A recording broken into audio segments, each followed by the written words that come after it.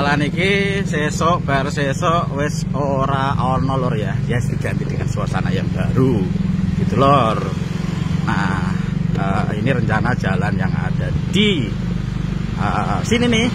Iki dalan apa sih jenenge ya? Iki arah Margorejo lah ya.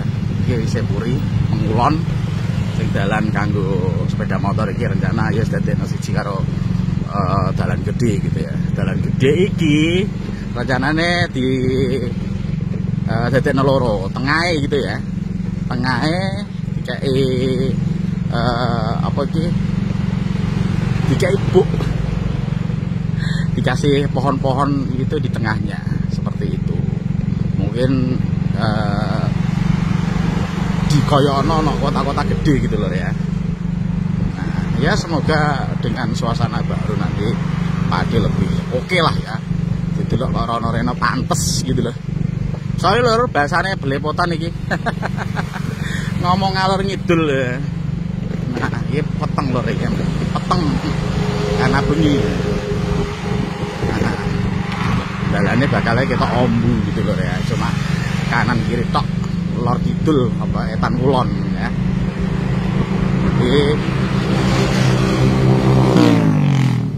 ini adalah bentuk video terakhir jalan sing model koyok ngene iki. Oke, sedulur. Iki tak tutuk ngelos sampai tekan ngarep KS lur ya. Ben cetok.